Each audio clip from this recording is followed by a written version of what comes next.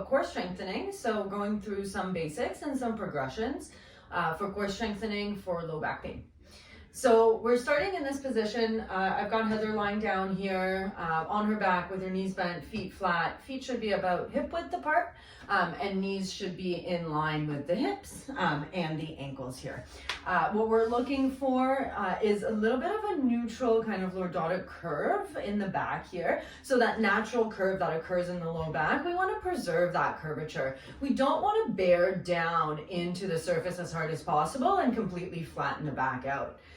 What we also want to do is make sure that the rib cage isn't flaring up. So we're going to cue Heather to kind of pull the rib cage down. Perfect. And so if we're thinking of the pelvis and the rib cage as kind of two bowls, they should be stacked directly on top of each other, which is exactly what's happening here. So we're just going to start by asking Heather to engage the muscles in the deep core. I'm going to get you to feel just to the inside of those pelvic bones. If you feel that on yourself, you'll notice that it's a bit of a soft spot. And so that's where those deep core muscles can really be felt, and that's what we're aiming to create tension in. So Heather, I'm going to get you to try and create tension through those muscles. You can think about it as kind of pulling your hip bones closer together. If you laugh or cough, those muscles will be activated as well so that you can feel what it feels like there. So once we've got that muscle activation, it feels kind of firm underneath your fingertips. We're going to maintain that position and just take some deep breaths. And this in and of itself can be a little bit of a challenge if you're not used to it. So making sure that you're taking nice deep breaths and being able to maintain that activation at the same time. So this is going to be step one. Now, step two, to make it a little bit more advanced, we're going to ask Heather to lift one of her legs up so that her hip and her knee are both bent to 90 degrees. Perfect. And what we're looking for here is no shifting in the pelvis. So we do not want any sort of rotation or tilt to happen through the pelvis as the leg comes up. So Heather's doing a really good job of maintaining that core activation, which is going to maintain stability through the pelvis. Okay, and again, making sure that she's breathing throughout that whole exercise. And then if we want to take it one step further, we're going to get her to lift up the second leg as well into that kind of full tabletop position. So you can see here that the knees stay stacked over the hips. We're not bringing the knees any further towards the chest because that's actually going to make it easier and it's going to take away some of the challenge of this exercise. So this position you can hold, think of it kind of like a plank, and we're just holding the position. We're maintaining that core activation and making sure that breathing remains steady throughout that hold. That looks perfect. Okay, and then you can come down, take a little bit of a break, and the next step is going to be to add some heel taps to that tabletop position. So we're going to start again with both legs up with the hips and the knees flexed to 90 degrees.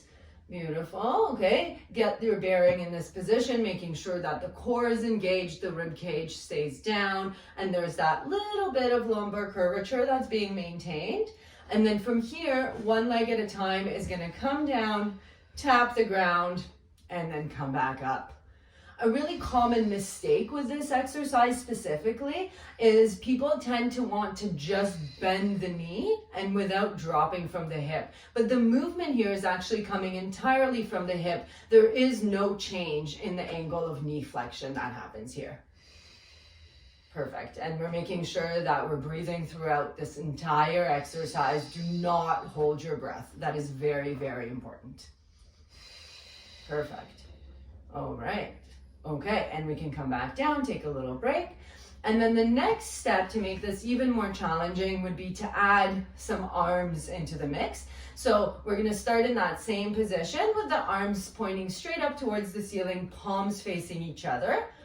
And then we can actually make this exercise even more advanced by getting Heather to straighten out her knee instead of keeping it bent, which gives us a longer lever and makes it a little bit more challenging for the core musculature as well. So from this position, making sure the core is engaged, we're still gonna have the feet flexed back just to create tension in the system. And then from here, we'll have Heather straighten out her right leg and then bring her left arm overhead without changing anything in the pelvis or the rib cage. That's beautiful. And come on back up. Good. And then switching sides. So again, focusing on the breathing and making sure that that pelvic position is being maintained. Perfect. All right. And with all of these exercises, we really want to make sure that you're focusing on form. The quantity really doesn't matter. That can come as a progression once you get kind of used to this exercise. But especially at first, really make sure that you're focusing on the pelvic positioning, the breathing, the positioning of the rib cage, the low back. All of those little pieces need to come together in order to make this exercise functional, useful, and not aggravating for the back. So quality over quantity always. Okay? Great. That's it.